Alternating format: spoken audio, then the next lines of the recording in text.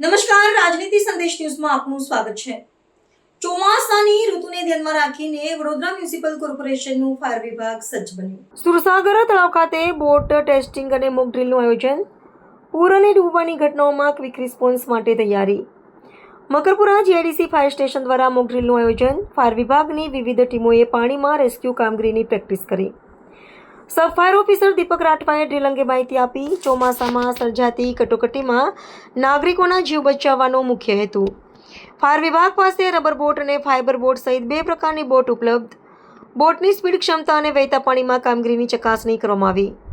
Vadodara fire and emergency service દ્વારા દર અઠવાડિયે સાધનોનું ટેસ્ટિંગ કરવામાં આવે છે। આપત્તિના સમયે કોઈ ટેકનિકલ ખામી વગર તાત્કાલિક રેસ્ક્યુને મદદ મળી રહે તે માટે નિયમિત તૈયારી રાખવામાં આવે છે। આજરોજ આપણે વડોદરા મ્યુનિસિપલ કોર્પોરેશનનો ફાયર ડિપાર્ટમેન્ટમાંથી મકરપુરા જીઆઈડીસી ફાયર સ્ટેશનમાંથી જે આપણે આજે બોટ ટેસ્ટિંગનું એક ભાગરૂપે અહીંયા કાર્યરત હાથ ધરેલ છે। કઈ પ્રકારની બોટ? આપણી પાસે હાલ 2 પ્રકારની બોટ આજે ઉપયોગમાં લેવામાં આવી છે ટેસ્ટિંગ માટે। એમાં રબરની બોટ છે અને એક ફાઇબરની બોટ છે। હા જી, આજરોજ અમે જે અમારા 3 શિફ્ટ છે જે 24 કલાક આપણે કાર્યરત છે, એમાં દરેક ફાયરમેન, સરસૈનિક અને સબ ઓફિસર જેઓને આપણે સાથે રાખીને જે બંને પ્રકારની બોટ છે એમાં કઈ રીતે કામગીરી કરવાની હોય છે, કઈ રીતે રેસ્ક્યુ કરવાનું હોય છે, એની સ્પીડથી લઈને એને ચાલુ વહેણમાં કે જે તળાવ જેવો વિસ્તાર હોય છે તો એવામાં કઈ રીતે આપણે રેસ્ક્યુ કરવાનું હોય છે, તો એની અમે દરેક આજે કામગીરી કરી છે।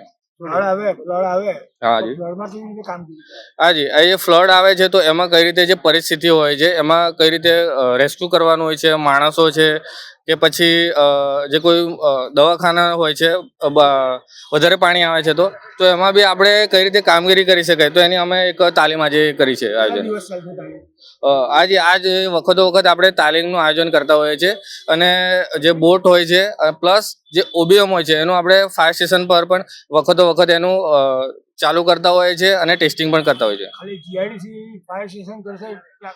નહીં, આ વસ્તુ જે તાલીમ છે જે એનું ઇન્સ્પેક્શન કરવાનું હોય છે, જે વડોદરા ફાયર એન્ડ ઇમરજન્સી સર્વિસમાં દરેક ફાયર સ્ટેશનમાં આપણે એનો ટેસ્ટિંગ જે અઠવાડિયામાં કરતા હોઈએ છીએ અને બોટનું પણ આપણે વખતો વખત સુરસાગર છે કે નજીકના જે બી ફાયર સ્ટેશનના જે તળાવો હોય છે ત્યાં લઈ જઈને એનું આપણે ટેસ્ટિંગ કર્મચારીઓ સાથે રાખીને કરતા હોઈએ છીએ।